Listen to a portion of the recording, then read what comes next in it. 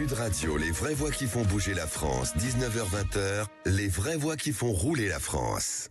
Et bienvenue, c'est jeudi, vous le savez, le jeudi, on roule effectivement avec Philippe David, au sommaire de cette émission en 2019. Laurent Tapie relance cette marque incroyable, diabolique, Delage, avec les amis de Delage, le modèle D12 Hypercar de 1000 chevaux disponible à la commande depuis 2022, a été présenté donc au Mondial de l'Auto. Laurent Tapie sera avec nous dans quelques instants. C'est une première, les ventes de voitures hybrides ont dépassé celles de voitures essence en Europe pour la première fois en septembre. Décryptage tout à l'heure avec le porte-parole de l'Automobile Club, Yves Cara.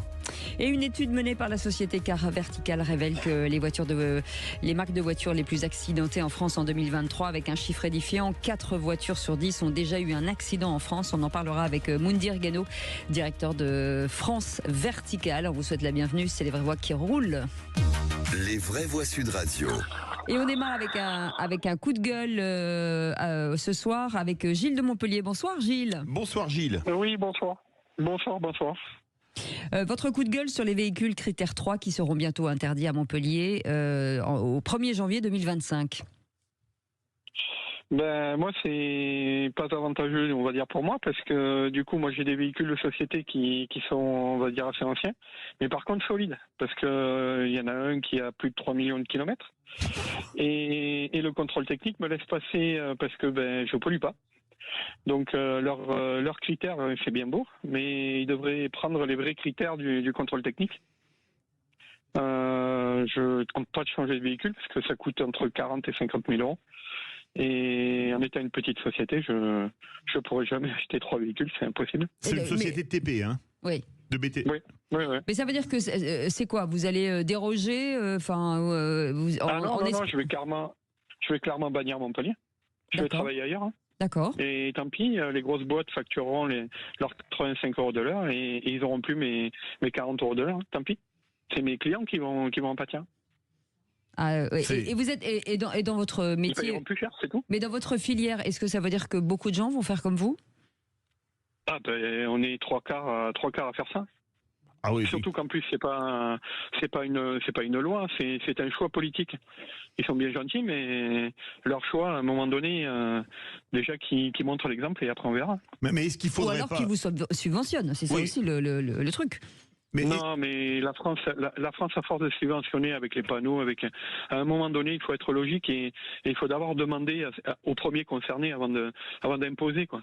C'est pas possible. Mais est-ce qu'il faudrait pas quand même revoir le principe des vignettes critères, notamment pour vous êtes dans le BTP, une toupie à béton, c'est pas une voiture qui a 100 000 km et qui vaut, qu'on peut acheter d'occasion à 2 ou 3 000 euros. Une toupie à béton, ça coûte, vous dites, une fortune. Mais vous savez très bien que les grosses boîtes comme Eiffage, et pour pas les citer, hein, toutes ces grosses boîtes, travaillent avec les mairies, ils vont rien dire, ils vont laisser passer. Ah oui, oui. Enfin, une toupie de béton en électrique, c'est pas de mal à veille quand même. Hein. Ça dépend, il faut une grande rallonge. Oui, c'est là. Non, c'est un vrai souci. Hein, c'est un vrai souci, c'est parce que ça fait très longtemps qu'on en parle et c'est vrai que c'est... Moi, c'est simple, j'ai 3 véhicules qui sont potentiellement passables en collection. Oui. Comme les bagnoles de collection sont pas emmerdées, vont tous être en collection et puis basta.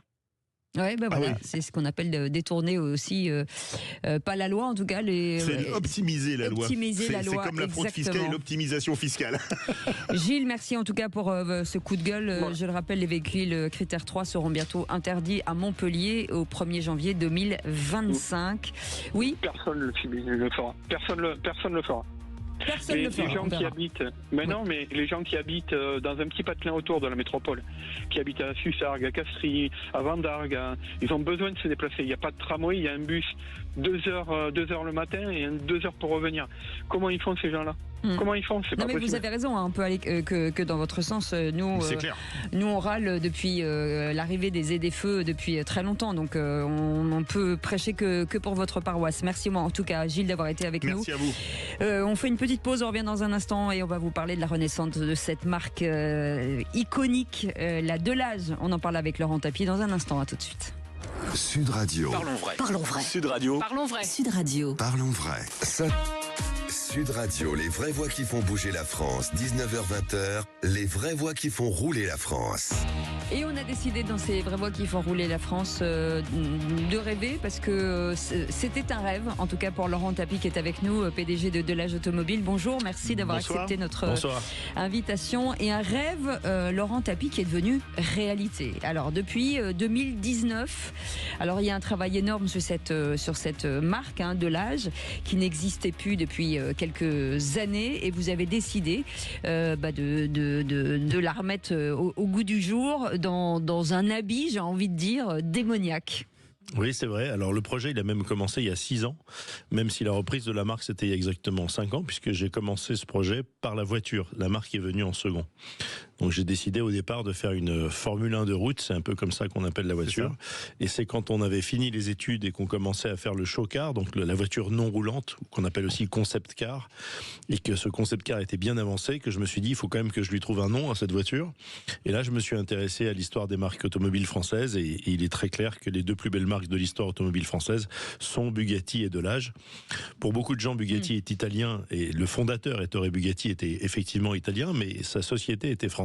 Elle était installée en Alsace, à Molsheim, et elle a été magnifiquement recréée, on va dire, par Volkswagen, qui a fait un travail remarquable. C'est à nouveau la plus belle marque au monde. Et Delage n'a pas eu le droit au même traitement, donc je trouvais que c'était bien de faire la même chose, de faire une résurrection de Delage aussi. Mais pourquoi Delage? Que moi j'ai pensé à deux autres marques, Facel Vega et De Dion Bouton. Pourquoi Delage? On peut parler des deux, mais d'abord, De Dion Bouton, c'est beaucoup plus vieux. Oui, c'est sûr. Et puis De Dion Bouton, c'était essentiellement des moteurs d'ailleurs. C'est vrai, mais même des moteurs d'avion. Ouais, tout à fait. Et il n'y a pas de palmarès automobile, il n'y a pas de palmarès en compétition ou de prix d'élégance ou quoi que ce soit. Delage, c'est 1905. 1905 à 1953. Donc quasiment 50 ans d'existence, 48 exactement. Et pendant ces 48 ans, ça a été la marque la plus récompensée en concours d'élégance au monde, pas juste en France, au monde. Alors quand on reprend une marque telle que Delage, il faut tout repenser, c'est-à-dire qu'il faut garder l'ADN, garder l'image d'antan qu'on avait et apporter une innovation, mais qui ne dénature pas en tout cas la voiture. C'est ça, mais en fait l'avantage c'est que comme Delage était à la fois très fort en compétition et en élégance, je peux faire les deux. Je peux faire une voiture extrême avec le but de faire de la performance, parce que c'est un hommage aux voitures de compétition Delage, en particulier à la 15 S8 de 1927, qui était une championne du monde française. Il n'y en a eu que deux, des marques automobiles françaises qui étaient championnes du monde des Grands Prix, toujours les mêmes, Bugatti et Delage, et avant que ça s'appelle la Formule 1. Et puis on peut aussi faire des voitures beaucoup plus élégantes, luxueuses, etc. Parce que ça sera un hommage aux voitures de Delage des années 30. C'est vraiment l'âge d'or de Delage en compétition, c'est les années 20. Et en luxe et élégance, c'est les années 30. Donc voilà, la richesse de cette marque, c'est qu'elle était forte à la fois en compétition et en élégance. Vous êtes entouré d'une Dream Team, 13 titres de champion du monde. 16 J'ai mal recompté alors. Entre notamment Jacques Villeneuve, champion du monde de Formule 1, Benoît Bagour à la technique, Mauro Bianchi au châssis, aux suspensions, et même l'arrière-petit-fils du fondateur Louis Delage, Patrick Delage. Comment êtes-vous arrivé à les séduire? Alors ça n'a pas été facile, parce que quand je suis allé voir donc l'association à but non lucratif qui s'appelle les Amis de Delage, qui était fondée 3 ans après que Delage ait déposé le bilan en 1956, donc ils ont la marque depuis des décennies, ils m'ont dit deux choses. D'abord, ils m'ont accueilli avec un peu de scepticisme, en disant presque en étant un peu narquois, en disant oh, vous êtes en gros le 10e qui vient nous voir en 10 ans, des gens qui veulent reprendre Delage, on en rencontre régulièrement. Bon, très bien. Et puis ensuite, certains n'étaient pas ouverts à l'idée que la marque renaisse. Ah bon, ils voulaient que ça. Dans cette association, il y a des gens d'un certain âge et qui sont, ils regardent ça un peu comme un trésor. Ils aiment le côté éteint, justement. Ils trouvent que c'est plus précieux comme ça. Mais heureusement, c'était pas le cas de tous. Donc, il y a eu un petit débat en interne chez eux. Et à la fin, ce débat, il a été en grande partie tranché par Patrick Delage, qui a rappelé que la deuxième ligne des statuts de l'association disait tout faire pour que la marque Delage revive. Donc, il a rappelé ça un peu à ceux qui étaient réticents, et ça a permis de faire qu'ils acceptent un accord avec moi. Alors faire renaître une marque telle que Delage, et surtout dans ces conditions-là avec la D12 qui est juste je vous incite à aller voir sur internet, c'est juste magnifique. Il a fallu trouver des fonds, des partenaires. Est-ce qu'aujourd'hui, dans cette période de crise, c'est compliqué? C'est pas si compliqué que ça, parce que vous savez, dans les affaires, si vous avez un beau projet et une belle équipe, faut les deux, hein, vous trouvez toujours des fonds. Il y a toujours de l'argent. En fait, il n'y a jamais eu autant d'argent, même, que dans le monde où on vit aujourd'hui, quels que soient les niveaux de difficulté qu'on rencontre, parce que la quantité monétaire, elle est immense. Il y a des fonds d'investissement qui ont des milliers de milliards. Ça n'était jamais arrivé avant. Donc, de l'argent, il y en a. Il faut simplement aller s'adresser aux bonnes personnes, avoir un projet qui tient la route, savoir le défendre avec une bonne équipe. Autour de vous, dont Philippe a cité les noms. Absolument. Voilà, vraiment des techniciens, des experts. Ah ouais, bien sûr, de toute façon, c'est le secret de l'entreprise, le tout premier, c'est de s'entourer des meilleurs. Toujours. J'ai appris ça avec mon père. J'étais à bonne école. Donc, immédiatement, quand j'ai commencé ce projet, j'ai cherché à avoir la meilleure équipe technique possible, et tout s'est fait autour de Benoît Bagur, qui est vraiment le centre de notre technique. Oui, qui est le directeur technique, parce que c'est lui qui a constitué le reste de l'équipe autour de lui. C'est lui qui est allé chercher Mauro Bianchi, la personne qui s'occupe du moteur, dont j'ai pas le droit de citer le nom, parce que c'est quelqu'un qui est encore en contrat en Formule 1. Vous pouvez dire que c'est moi, il n'y a pas de souci. Ça me va bien. Et Jacques Villeneuve. Bon, Jacques Villeneuve, ça c'était mon initiative, parce que j'avais envie qu'il y ait un pilote de Formule 1 pour cette voiture spécifique qui soit impliquée. Je vais vous dire pourquoi, parce que moi j'ai eu beaucoup de voitures, je suis passionné, et la meilleure voiture que j'ai eue dans ma vie, alors que c'est pourtant pas aujourd'hui la plus puissante, la plus récente ou quoi, mais c'était la Ferrari F430 Scuderia. Et cette voiture-là a été réglée par Michael Schumacher. Ah oui. Et moi qui ai conduit beaucoup de voitures, ça se sentait. Elle réagit d'une manière, elle était exceptionnelle, cette voiture. Et donc j'ai dit, je veux la même chose. Je veux que ce soit un pilote et pas un ingénieur, un pilote qui fasse le réglage final de la D12. Et autant prendre un des seuls pilotes qui a battu Michael Schumacher. Alors, mécaniquement, ça fait rêver. 850 chevaux en thermique avec un V12 de 6 litres 6 maison. C'est pas un V6 d'un V12 d'un grand constructeur, et un moteur électrique de 150 chevaux, parce qu'il y a l'aspect design, etc., qui est magnifique, mais concevoir un moteur V12 avec les ingénieurs, l'usinage, l'outillage, ça coûte une blinde, vous me passerez l'expression. Comment est-ce qu'on arrive à faire tout ça en partant de zéro? Eh ben, il faut le faire par étapes, c'est ce que j'ai fait, c'est-à-dire que j'ai commencé par mettre mes fonds seul pendant les 3 premières années. Et c'était mon plan depuis le début. Ensuite, à partir du moment où j'avais présenté la voiture sous forme de concept car et qu'elle avait beaucoup plu, ce dont j'étais certain, j'ai pu intéresser des premiers investisseurs. On a fait un premier tour de table. Avec ce premier tour de table, on est passé d'une voiture concept car à une voiture roulante, qui est une étape fondamentale, hein, parce que dans les projets automobiles, vous voyez très souvent un dessin. Vous voyez beaucoup moins souvent un concept car et encore moins souvent une voiture qui roule. Quand on en est là, c'est qu'on a déjà fait une bonne partie du chemin. Et à partir du moment où on a eu la voiture qui roule, j'ai signé des premières commandes. Et donc sur la base de mes premières commandes, j'ai pu déjà faire un autre tour de table. Notre valorisation d'ailleurs a été multipliée par plus de 10 en 3 ans. Oui. Alors vous avez des actionnaires illustres, hein, puisque la famille Pinault, le propriétaire de Kering, et Xavier Niel, propriétaire de Free. Qu'est-ce qui a fait? Alors là, on est vraiment dans l'excellence à la française, mais qu'est-ce qui a plu chez eux? Le côté résurrection d'une marque de légende. En fait, ils l'ont presque fait comme on fait du mécénat, c'est-à-dire qu'ils n'ont même pas regardé mon business plan. Ils m'ont dit... c'est rare chez un investisseur. C'est clair, sur l'ensemble, j'ai 23 personnes au capital, il y en a une qui a regardé le business plan en détail, qui m'a posé des questions, qui a regardé les aspects juridiques, etc. C'est votre femme? Non. Non, ma femme, elle a des actions sans rien demander, c'est plus facile. Elle n'a même pas besoin de dire le business plan.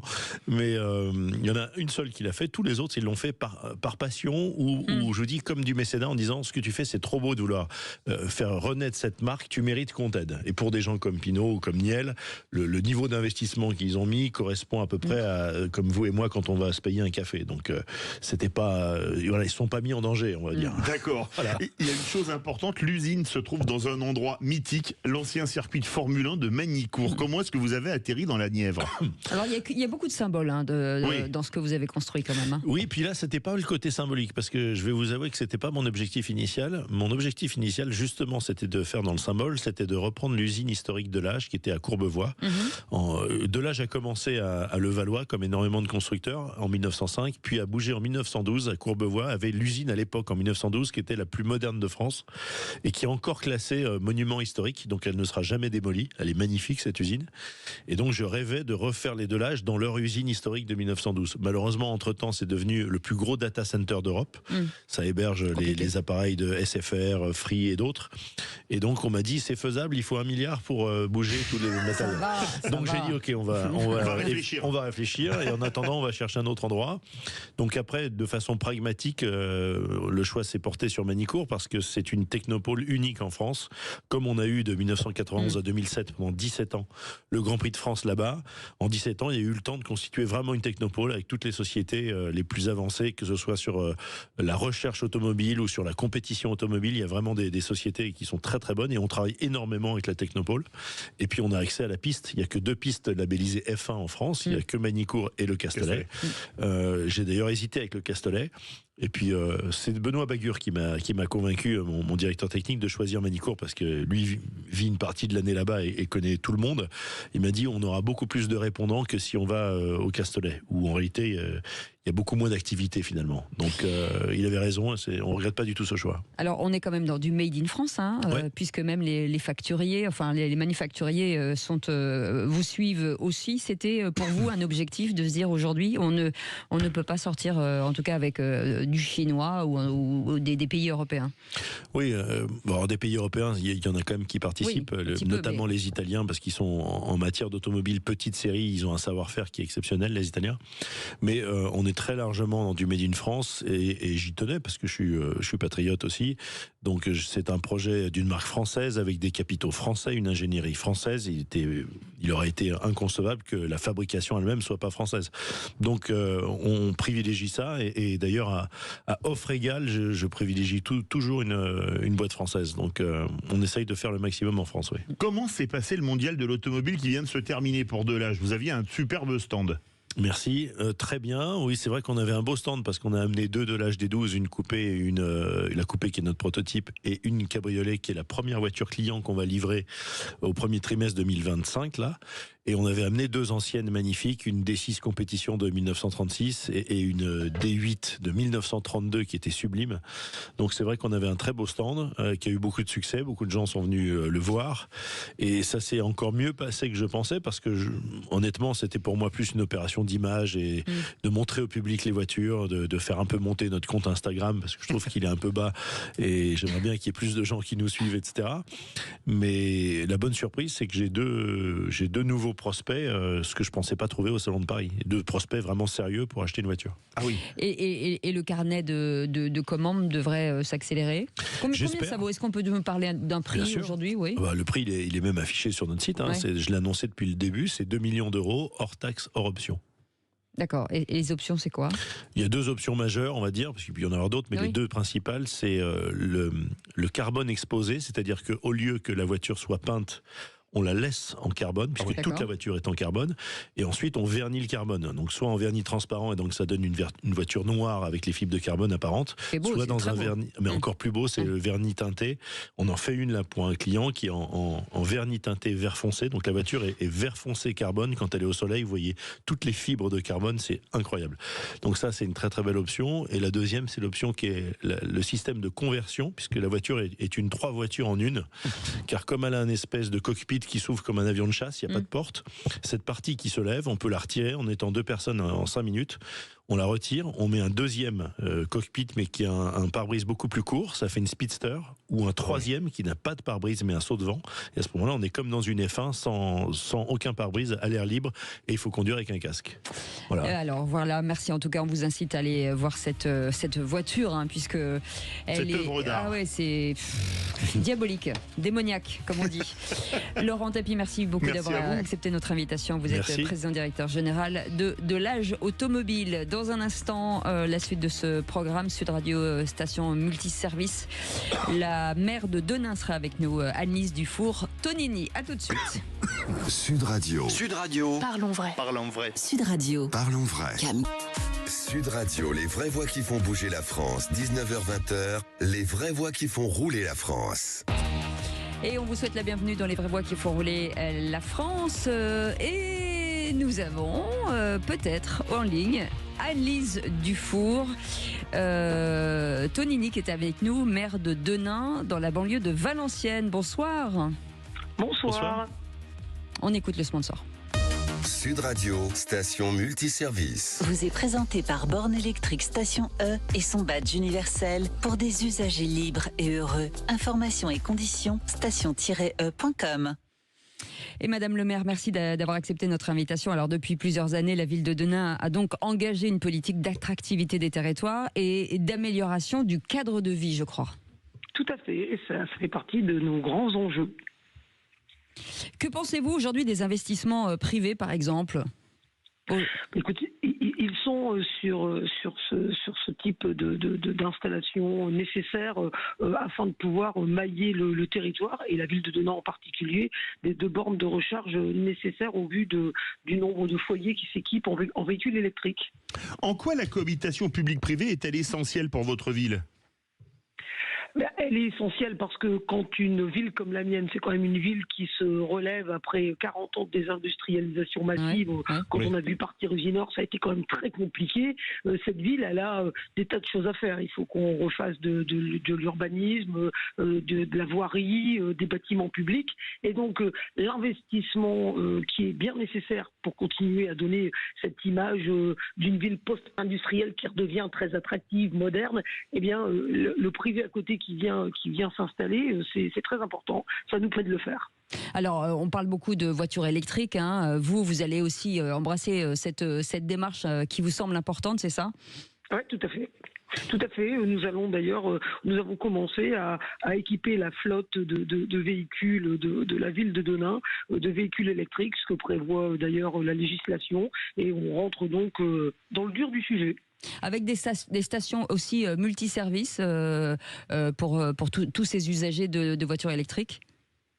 Voilà, l'idée, c'est vraiment que si on veut que les gens embrassent la voiture électrique comme une voiture tout à fait normale et facile à utiliser au jour le jour, il faut qu'on puisse se recharger. Il faut pouvoir aller faire ses courses, par exemple, et revenir à la voiture en se disant c'est bon, je suis reparti pour 150, 200 km. Oui, ça veut dire que voilà, j'ai pas perdu de temps et je me sers de mon quotidien finalement pour me recharger.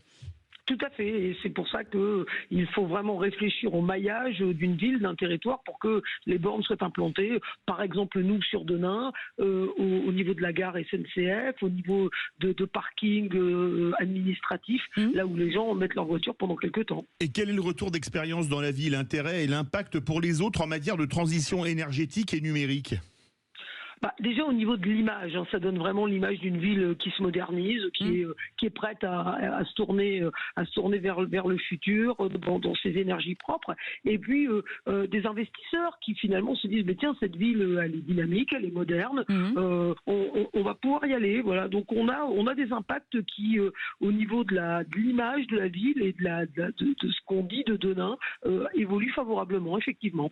Et puis ce qui est intéressant aussi, c'est pas de coûts supplémentaires pour la ville, pour ces nouveaux services. En fait, c'est pris en charge par l'entreprise. Voilà, c'est vraiment l'intérêt du partenariat finalement public-privé où nous mettons à disposition l'espace public, mais le privé construit, investit, gère, assure la maintenance. Et donc ça, c'est quelque chose qui vraiment, moi, en tant que maire, me permet d'offrir à mes concitoyens et à celles et ceux qui fréquentent ma ville, mon territoire, un service sans que ça ne me coûte le moindre euro. Merci beaucoup Anne-Lise Dufour-Tonini, qui est maire de Denain dans la banlieue de Valenciennes. Sud Radio, station multiservice. Vous a été présenté par Borne Électrique Station E et son badge universel pour des usagers libres et heureux. Informations et conditions, station-e.com. Avec une nouvelle qui nous étonne, l'hybride qui dépasse l'essence en Europe. Donc c'est un vrai sujet avec Yves Carra qui est avec nous, porte-parole de l'Automobile Club. Bonsoir. Mobilité Club France. Vous avez hésité un petit peu, c'est ça. Mais c'est notre ancien nom, effectivement. De toute façon, on est un Automobile Club. Il y a toujours un truc qui ne va pas avec vous, c'est ça qui est dingue. Il n'est jamais content. Oui, mais ça a marché un jour entre nous deux, vous allez voir. je lis bêtement en fait ce que je lis. Bêtement, pas de vous, c'est pas possible. Cette information importante, l'hybride donc qui dépasse l'essence en Europe, on n'y croyait pas et finalement c'est arrivé. Ah mais ça surprend tout le monde. Peut-être pas Toyota qui le fait depuis des décennies, certainement pas. Mais vous savez, dans le mondial de l'auto, mardi matin, il y a eu une grande conférence auquel on a pu assister avec Carlos Tavares et plein d'autres qui sont intervenus. Et le discours d'introduction a été fait par Luc Châtel, le président de la plateforme automobile française, qui réunit tous les constructeurs français. Donc il a pas mal remis en cause et fustigé toutes les décisions de Bruxelles sur 2035, la fin du moteur thermique. Et il a dit, dans toutes les décisions qu'ils ont prises, etc., ils ont oublié le client. Voilà. Et c'était vraiment très très bien parce que c'était un point d'orgue qui a été applaudi d'ailleurs. Au bout d'un moment, on peut nous tordre le bras, on peut faire ce qu'on veut. C'est le client qui décide.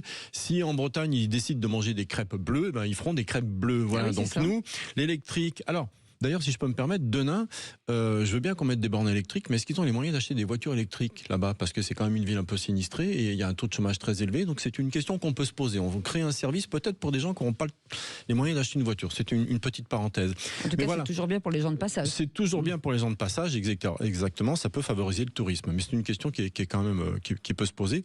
En tout cas, ce qu'il y a de certain, c'est que l'électrique qu'on veut nous vendre à tout prix, oui, finalement, mais avec l'hybride. Et ce qui prouve bien que quand on a une solution gagnant-gagnant, j'achète une voiture, c'est un peu meilleur pour la planète, ça c'est pas mal, c'est pas trop cher par rapport au thermique classique, donc voilà, nous on y va comme le super éthanol, et ça prouve bien que plutôt que nous tordre le bras, les Français, il faut nous laisser l'hybride sur le coup et on fera les bons choix. Alors le constat c'est au niveau européen. Je reprends, l'hybride sur le coup. D'habitude vous reprenez quand je fais des phrases sympas. L'hybride sur le coup. Voilà, merci Philippe. Vous avez bien vu que vous aviez loupé un truc là. En fait on vous écoute plus, c'est ça notre problème. Mais c'est parce que vous n'étiez pas franc du collier. Joli. Je réagis aussi sur l'importance de cette transition dont on ne parle pas assez, c'est-à-dire qu'on passe d'un choc à l'essence en passant par l'électrique, et l'hybride est aussi la transition possible. Oui, une transition, et ça prouve bien qu'on est prêt à évoluer, à polluer moins la planète avec tout ce qu'on peut faire, voiture. Et apprendre les usages des nouvelles motorisations, c'est ça qui est intéressant aussi. Oui, et c'est vrai que ça s'apprend à conduire. Là, moi, je conduis que des hybrides maintenant. C'est vrai c'est particulier, il faut apprendre pour optimiser. Mais ça prouve bien qu'on n'est pas réfractaire à l'évolution et à la décarbonation, et ça prouve bien qu'il y a un vrai problème de fond, je le dis à chaque fois, mais avec l'électrique, en tout cas aujourd'hui et pour encore assez longtemps, parce que sinon on l'aurait acheté massivement. Alors ce constat, c'est un tiers à peu près qui a été hybride. C'est énorme. C'est énorme en septembre, donc c'est sur un mois. Une hirondelle fait peut-être pas le printemps, ou plutôt l'automne en septembre. C'est beau. Mais est-ce que la situation est la même en France ou pas? Oui, en France, oui, c'est comme en France. On doit être aussi aux alentours de 30%, donc on est à quelques pourcents près, dans les mêmes. Parce que il faut dire aussi que toutes les marques s'y sont mises, et sur toutes les voitures. Donc parce qu'en fait c'est toujours pareil. Quand ils ont vu que les hybrides se vendaient plutôt pas mal, ils ont fait un modèle, puis ils se vendent, puis ils en font un peu plus. Et je crois que même une marque comme Volvo qui a dit nous en 2030 plus de thermique, c'est fini, etc. On n'investit plus dans le thermique. Ils se sont mis à l'hybride parce qu'il faut vendre des voitures pour payer les salaires au bout d'un moment. Et le client il décide. Donc c'est plutôt rassurant, et dans la clause de revoyure de 2026, ça va peut-être faire réfléchir pas mal de monde. Et financièrement, en matière de prix, est-ce que l'hybride est plus avantageuse financièrement que l'électrique aujourd'hui? Alors il faut compenser ce qu'on économise en roulant avec l'électrique, en tout cas au démarrage, parce que ça aide surtout au démarrage, avec le petit surcoût, parce qu'il y a des batteries plus grosses, il y a un peu plus de matière, donc voilà, il faut compenser un petit peu. Elle est plus lourde, effectivement, donc on consomme peut-être un petit peu plus. C'est vraiment bien dans l'urbain et le périurbain. Sur les très longues distances, je viens de faire un Paris-Lyon, j'arrive de Lyon. Voilà, l'hybride simple a pas vraiment sa place. Par contre, quand je suis arrivé dans Paris dans les bouchons, là c'était parfait. Donc ça peut se compenser. Et pour tout vous dire, sur un Paris-Lyon, j'étais à près de 20% en électrique en arrivant en région parisienne, parce que j'ai roulé. Donc c'est vachement bien quand même. Oui. Donc on peut consommer un petit plus. Donc encore une fois, gagnant-gagnant, c'est bon pour la planète, c'est bon pour moi, je prends, j'achète. Donc faut pas forcer les gens. Et cette dynamique, ça va continuer à votre avis? C'est François Roudier qui le dit notamment. Il dit que ça va continuer? Oui. Alors on peut lui faire confiance. C'est quelqu'un qui connaît bien le marché. François, tu nous écoutes, je sais que tu es un messie pour ça. Oui. encore une fois, quand il y a une trajectoire, une courbe comme ça, on voit que tout à coup l'hybride démarre. Oui, je pense que alors l'hybride rechargeable, peut-être pas vraiment parce que voilà, c'est beaucoup plus cher et c'est un 400 kg de batterie, il faut savoir les mettre et c'est un vrai problème. Mais l'hybride classique, et je vous dis encore une fois, c'est Toyota qui se frotte les mains parce que alors eux, ils ont un boulevard d'avance. Et ben vous restez avec nous, Yves Cara, puisque dans un instant, on va revenir sur cette information importante aussi. 4 voitures sur 10 ont déjà eu un accident. Et c'est pas nous qui le disons, c'est Car Vertical. Absolument. Et on va en parler, hybride rabattu. Ouh, j'ai démarré, mais là, pas mal. Ah bah là, il fallait un tour gagnant, là. Comment dire, Bouvard sort de ce corps. Allez, à tout de suite. Sud Radio, c'est vous qui donnez le ton. C'est pratiquement, à mon avis, la seule radio où tout le monde peut s'exprimer. Merci. Et ça, c'est déjà quelque chose d'extraordinaire et de rare. Sud Radio, parlons vrai. Sud Radio, les vraies voix qui font bouger la France, 19h-20h, les vraies voix qui font rouler la France. On vous souhaite la bienvenue, les vraies voix qui font rouler la France. On est avec Philippe David, ensemble jusqu'à 20h. Et on va revenir sur cette nouvelle information. 4 voitures sur 10 ont déjà eu un accident en France. Vous en faites partie, Philippe David ? La mienne n'a pas été accidentée, non ? Elle a eu des problèmes mécaniques. Vous savez quoi ? Mais... On va prendre la plaque et on va la vérifier avec Moundir Guénou qui est avec nous, directeur de France de Car Vertical. Bonsoir, merci d'avoir accepté notre invitation. On a gardé Yves Cara avec nous. Oui, toujours quand on parle auto. Exactement. Et mobilité en général. Et mobilité en général. Alors, puis je m'attache beaucoup à vous. Oui. Donc j'ai du mal à partir. Oui, vous êtes venu spécialement de Lyon d'ailleurs. On adore quand vous êtes là. Voilà. Alors il y a une étude. Voilà, je cherchais le mot. Merci beaucoup. Pourtant c'est simple, une étude qui est sortie sur ces voitures accidentées, dont on ne connaît pas toujours. Enfin, quand en tout cas on achète une voiture, on ne sait pas toujours effectivement si la voiture a été accidentée ou pas. Et vous avez vous la possibilité de nous le dire et de prévoir, en tout cas de l'avancer. Voilà, exactement. Donc chez Car Vertical, je vais y arriver, mais ça va, les mots vont sortir à un moment donné. En fait, chaque année, nous, on édite ce qu'on appelle l'indice de transparence. Donc l'indice de transparence 2024 vient de sortir. Voilà, c'est le mot que je cherchais. L'indice de transparence. Vous me l'avez volé, c'est ça. Vous vouliez garder pour vous. Donc l'indice de transparence qui vient d'être édité 2024, où on compare un ensemble de pays, une trentaine de pays, sur différents indicateurs, dont évidemment le pourcentage de véhicules qui a été endommagé ou accidenté. Et ce qui ressort effectivement sur le marché français, c'est que globalement, d'ailleurs même à l'échelle globale, on le constate sur 2024, à peu près 41,12, donc 4 véhicules sur 10 ont déjà subi des dommages. Donc on peut considérer que bien sûr c'est accident ou autre chose, mais donc ça il faut en tenir compte sur un véhicule. Quelle que soit la gravité, Quelle que soit la gravité. Là, c'est la réponse binaire. Cassé considéré comme endommagé. Donc officiellement. Voilà. Donc ça c'est ce qui ressort, que ce soit sur le marché français ou sur les autres pays.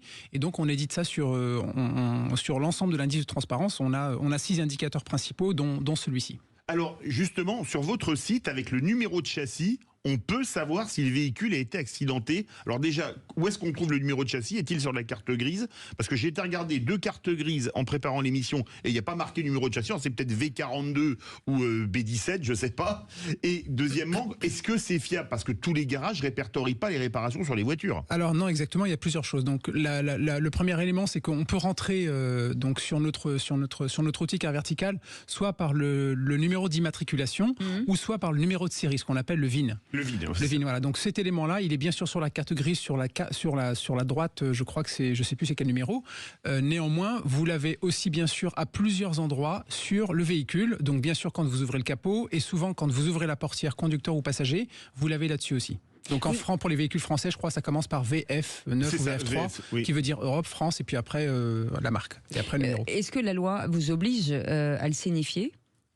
À signifier quoi ? Que vous avez eu un accident avec la voiture ? Non, pas du tout. Alors nous, on a les informations puisqu'on a des centaines de sources différentes, qu'elles soient constructeurs, qu'elles soient assurances ou autres. Artificielle aussi bien sûr épaulées, puisque l'IA va pas nous aider à l'avoir, mais va nous aider un peu à agréger le tout, contrôler et vérifier la qualité de l'information qu'on peut avoir dessus. Après, bien sûr, ces éléments-là, vous pouvez pas toujours l'avoir, parce que si jamais la personne a eu un choc, mais ne le déclare à personne et le fait réparer au black ou seul, elle sera enregistrée nulle part. Donc auquel cas, il sera compliqué de l'avoir de source officielle. Ensuite, c'est pour ça quand on dit, quand vous allez acheter un véhicule, au-delà de regarder les factures, d'observer le véhicule, d'utiliser des outils comme Car Vertical qui vont vous épauler, il faut bien sûr éventuellement aller avec un expert ou un professionnel qui va pouvoir vérifier, voir le véhicule et voir s'il n'y a pas anguille sous roche, si la peinture cache quelque chose. Yves Carra veut réagir. Oui, il y a un site qui a été créé par le gouvernement qui s'appelle Histovec, que vous connaissez forcément, historique du véhicule. Comment vous vous positionnez par rapport à... Histovec, c'était, donc, comme on le sait tous, c'est un site public qui a été créé par le ministère de l'Intérieur à l'initiative, puisque à l'époque, si je me souviens bien, avant Histovec, vous aviez plus d'un véhicule sur deux qui avait des dommages ou qui avait des informations qui étaient fausses. Ou alors le compteur qui avait été trafiqué. Oui, ou le compteur trafiqué, exactement. Donc ça, c'est un élément qui était important et ça a été fait dans le but de faire un premier niveau de transparence. Notre différenciation par rapport à Histovec, c'est que dans le cas, par exemple, vous avez un véhicule qui date de 2010, vient d'être importé en France en 2019. Donc il vient d'être enregistré sur le site ANTS, le site français, pour la première fois en 2019. Donc vous ne voyez l'info ou les infos que de 2019 à aujourd'hui qui ont été enregistrées officiellement. Donc sachant qu'Histovec va vous donner principalement les informations carte grise, donc administratives, plus éventuellement les suivis au niveau kilomètre enregistrés par le contrôle technique, donc l'UTAC, va vous donner donc les années, la date et le kilométrage. Nous, bien sûr, l'objectif c'est d'aller beaucoup plus loin, parce qu'on va depuis la naissance du véhicule. Vous pouvez ne pas rien avoir, mais vous pouvez aussi avoir potentiellement beaucoup plus d'infos et à l'échelle mondiale. Alors, quand on lit votre rapport, 2,4% des voitures présentaient un kilométrage falsifié. Alors, c'est un peu moins qu'en 2023, c'était 3,3, avec une modification moyenne, excusez du peu, de 64 607 km. C'est énorme. C'est énorme, oui. Comment est-ce qu'on peut se prémunir contre les kilométrages falsifiés? Et par votre site, est-ce qu'on peut savoir, la voiture, elle a une révision aux 100 000 et on me la vend à 80 000, c'est qu'il y a quand même un léger problème. Ou alors, à moins qu'elle ait rajeunie. Bien, Philippe, c'est bien. Alors ça, c'est une très bonne question, par exemple, dans le cadre d'une personne qui veut acheter un véhicule. Ce qu'on sait, c'est que donc, nos études ressortent... Alors là, on parle bien sûr de nos études sur plusieurs dizaines de millions de rapports qui ont été téléchargés depuis la création de Carte Verticale. Ce qui ressort qu'aujourd'hui, sur le marché français, pour les véhicules français, en moyenne, la fraude au compteur, donc le recul du compteur est de 64 000 km pour l'étude 2024 contre 60 000 en 2023. Ce qui veut dire qu'il y a une augmentation. 000, c'est énorme. Alors c'est énorme, mais en fait ce qui est intéressant de voir, c'est que globalement sur l'Europe, on est bien positionné, puisque la moyenne européenne qu'on a, c'est 79 000, et le meilleur pays où il y a le moins de fraude en kilomètres va être le Royaume-Uni avec 52, et parmi les moins bons pays sur l'ensemble des pays qu'on surveille, on est sur la Lettonie avec 102 000 kilomètres. Donc sur l'Europe de l'Est, on est sur des 100 000, 102 000 kilomètres. Alors, il faut comprendre le contexte des différents pays. Par exemple, bien sûr, quand vous regardez ces pays d'Europe de l'Est, vous avez un marché forcément où il y a énormément de volume, de rotation de véhicules, d'importation de véhicules, de moins de contrôle. Et donc, pour répondre à votre question, comment s'y prémunir, par exemple, une des choses simples, c'est déjà de regarder, par exemple, le nombre de propriétaires qu'il y a eu. Plus vous avez des propriétaires qui sont suivis, plus vous avez des risques de perte d'informations ou de choses qui sont modifiées. Deuxième élément qui est très important aussi, c'est, comme vous disiez tout à l'heure, le changement de pays du véhicule. Donc aujourd'hui, le système ANTS est un système français. Aujourd'hui, les systèmes européens, et ça, je pense, c'est un élément sur lequel il faut que l'Europe travaille aussi, c'est la transparence et l'harmonisation et l'échange d'informations sur les véhicules, de telle sorte à se dire que le système ANTS qu'on a en France nous donne l'information sur le véhicule français, mais qu'en est-il si le véhicule vient d'Allemagne, qu'il a transité par la Pologne, qu'il a transité par ces pays? Aujourd'hui, vous ne les avez pas. Et plus vous avez de la perte d'informations en fonction du changement de pays du véhicule. Et c'est là que vous avez aussi peut-être de la perte du kilométrage qui n'est enregistré nulle part, centralisé nulle part, si ce n'est que tu es sur le peu d'outils qui existent comme Carte Verticale, qui, ne l'oublions pas, est une entreprise lituanienne. Oui. Là où vous avez un des pays où là, il y a le plus fort taux de fraude. Et justement, c'est pour ça qu'ils ont créé cet outil-là pour montrer la transparence, pour mettre en valeur la transparence. Je reviens sur les véhicules accidentés. Donc 4 voitures sur 10 sont impliquées dans des accidents avec un montant de dommages qui est, je trouve, assez élevé, 3 956 €. C'est énorme, non ? Ou c'est Alors, là, on ne voit pas le détail. C'est vrai qu'on voit 3 956 €. L'année dernière, on était sorti sur des volumes de 5 200 €. Dans ces fourchettes-là de 3 900 €, on est dans la moyenne, puisqu'on est 11e, avec une moyenne globale pour l'Europe de 4 400 €. Bien sûr, ça dépend. Qu'est-ce que c'est? Là, on ne précise pas qu'est-ce que c'est. Ça peut être, alors vous imaginez, si c'est une Twingo, ça peut être peut-être un petit véhicule, ça peut être des dommages assez importants. En revanche, si vous avez la voiture, c'est pas possible. Voilà. Si c'est un véhicule, par contre, un véhicule beaucoup plus important, là forcément les dommages, voilà. Enfin, tout à l'heure on a parlé justement d'un rétroviseur, mais c'est 1 000 € les rétroviseurs. Si vous le changez, si vous l'achetez, c'est le... Et là il y en avait 3, donc c'était pour ça. Merci beaucoup Moundir Guénou d'avoir été avec nous, directeur France Carte Verticale, et merci beaucoup à Yves Carra d'être resté avec nous, porte-parole de Mobility Club France. Merci beaucoup. Et dans un instant, parce qu'il vient de rentrer dans le studio, Lionel Rousseau qui est avec nous, on va parler football, non? Oui, le but Football Club. Le but Football Club, comme chaque jeudi à partir de 20h, avec le fameux classique. qu'on appelle le Classico. Alors, Classico, c'est espagnol normalement, mais c'est OM-PSG, c'est dimanche. On va beaucoup en parler parce que le PSG est à la peine, vous le savez, en Ligue des Champions, le match nul contre le PSV. Marseille va bien. On évoquera avec celui qui était avec vous en studio tout à l'heure, Laurent Tapie, dont le père, évidemment, est à l'origine d'ailleurs. Est-ce que vous connaissez l'origine du Classico? C'est lui qui s'était mis d'accord avec Michel Denisot, notamment, effectivement. Donc, l'origine du Classique vient de là. Ce Marseille-PSG avec beaucoup de saveur, et c'est peut-être possible cette année pour Marseille. On en parlera aussi avec Alexandre Letellier, champion de France avec le Paris Saint-Germain, ancien gardien du PSG, qui nous dira si ce PSG est au niveau. Un joli programme avec Michel Moulin, Karim Zeribi, Jimmy Algerino, comme chaque jeudi. La belle équipe. Et vous mettrez quel maillot, Lionel? Le mien. Voilà. C'est un maillot de bain. Un maillot de bain. Il se mouille pas. Ça promet. Je ne mouiller ça. C'est pour tout le maillot de bain. Tout le maillot de bain. Allez, merci à notre équipe. Merci beaucoup Justine. Merci Aurore. Merci Maxime pour ces émissions. Philippe, on se retrouve demain à partir de 17h. Passez une belle soirée. Football.